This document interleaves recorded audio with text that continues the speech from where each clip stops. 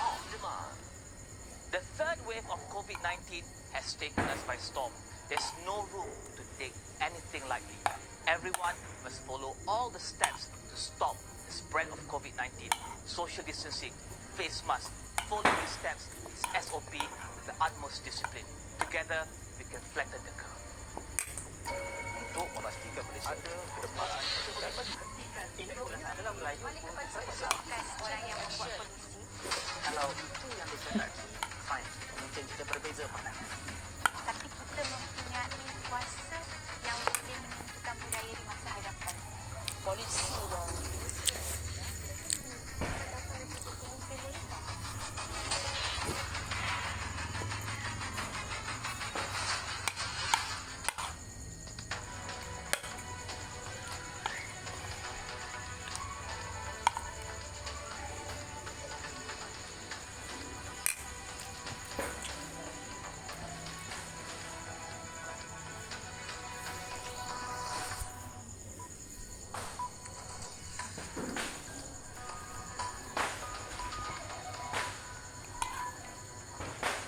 Assalamualaikum, salam sejahtera, selamat Hari Raya Aidilfitri. Saya Zulkifli Yusof bersama anda dalam Awani 745.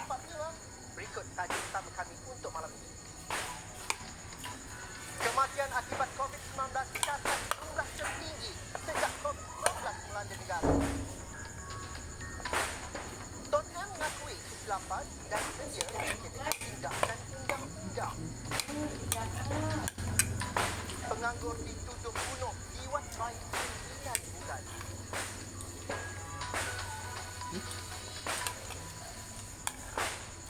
Hari ini kita duka cita dan kita semua patut mengambil iktibar kerana hari ini rekod kematian akibat COVID-19 mencatatkan yang paling tinggi, iaitu 39 kes kematian. 4,765 kes baru dilaporkan. Ini menjadikan jumlah kes positif COVID-19 453,222 kes.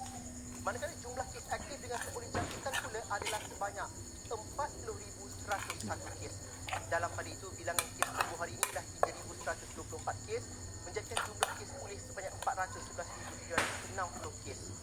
Setakat ini, 469 kes positif sedang dirawat di ICU. 244 kes memerlukan bantuan pernafasan dan pertambahan 39 kematian hari ini dan terus menjadikan jumlah korban kematian akibat COVID-19 berjumlah 1,761 kes.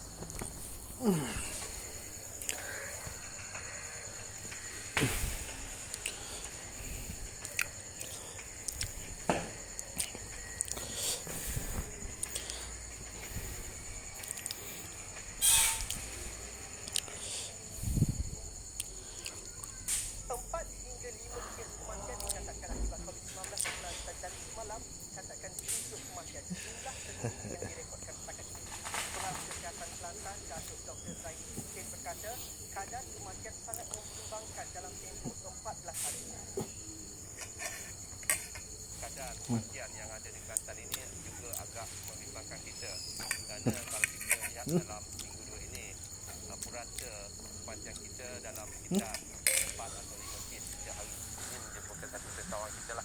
Sehingga kini mengikut statistik yang kita ada di Kelantan ini secara kumulatif kita ada 64 kes lah. Tapi kerisauan kita ialah di mana akhir-akhir ini kita lihat begitu banyak kematian yang berlaku terutamanya dalam tahun 2021 ini. Ini campurlah semua ada, sama ada daripada kluster koronik dan juga close contact dan sebagainya. Kebanyakan kematian yang direkodkan itu membabitkan pesakit yang berisiko, berusia dan mempunyai penyakit kronik. Proses pengumian dilakukan oleh unit Hazmat Jabatan Bomba dan Penyelamat Malaysia Kelantan dengan pemantauan pihak Jabatan Kesihatan. Mengulas mengenai walk-in bagi mendapat suntikan vaksin di Pusat Pemberian Vaksin PPV Dewan Seri Kuching Kuala Krai sehingga menyebabkan berlaku kesesakan semalam. Ianya berlaku disebabkan ramai yang tampil untuk menerima suntikan setelah penerima suntikan tidak hadir dan tidak melaporkan ketidakhadiran.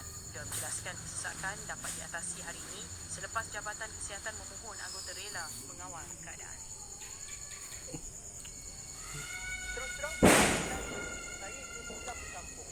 Malah, semua yang ada kampung, terutama yang ada ibu dan ayah di kampung, pasti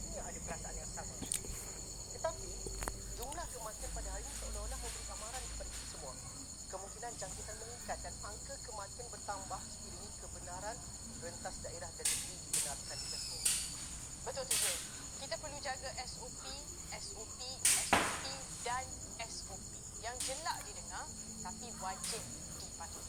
Jangan jangkitkan virus ini kepada anak-anak kita, ibu, ayah dan keluarga kerana kita sayangkan mereka. Jadi kita harus kekal duduk di rumah. Anda semua jangan ke mana-mana. Saya juga akan membawakan perkembangan serangan Israel terhadap penduduk Palestin jam 8 malam nanti. So, Jam 8 malam nanti kita akan bersama dengan Jasmine Abu Bakar.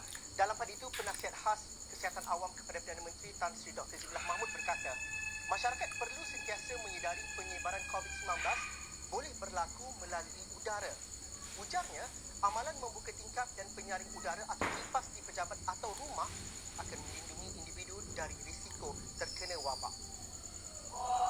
Saya nak bagi satu data point.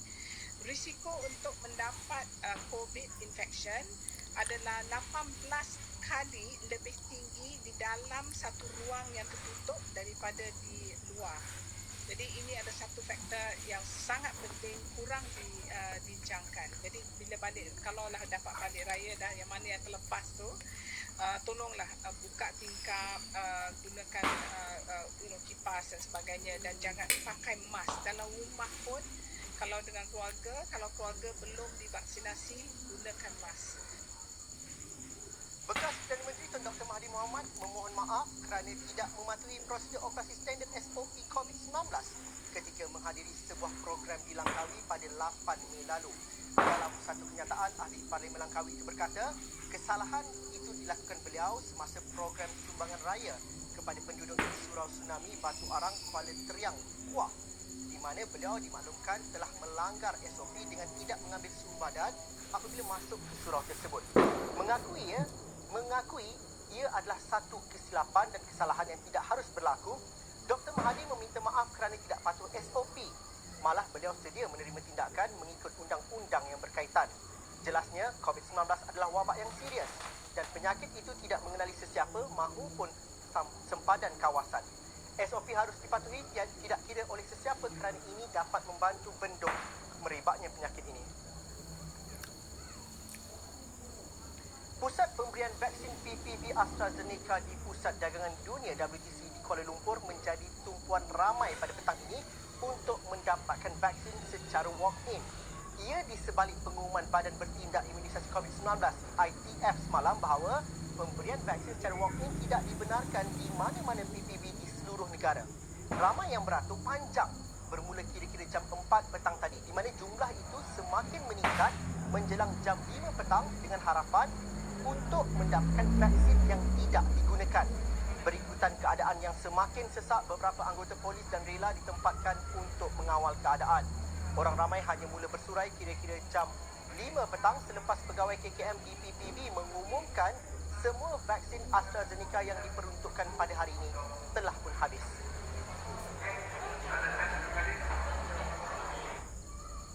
Kerajaan bersetuju melaksanakan perintah kawalan pergerakan diperketatkan di kuartus pekerja Lombong Sungai Batu, Batu Talam, Raub, Pahang. Menteri Kanan Pertahanan Datuk Seri Ismail Sabri Yaakob memaklumkan PKPD di lokaliti tersebut berkuat kuasa 14 hingga 27 Mei.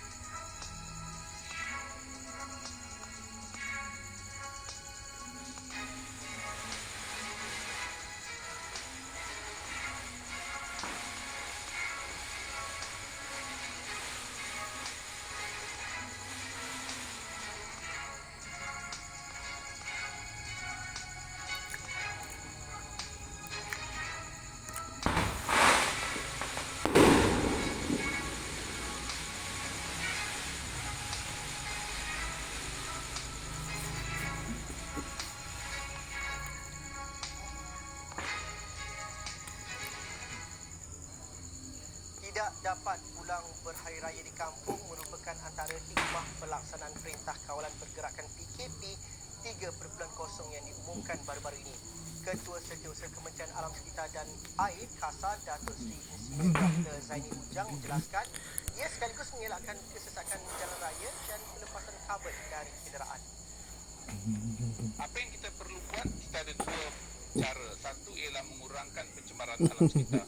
Contohnya ialah pencemaran tenaga. Pencemaran tenaga ni banyak. Kita berada di rumah. Contohnya semasa kita tak boleh berjalan jauh, tak boleh balik kampung dan sebagainya. Itulah antara hikmah PKP ini mungkin.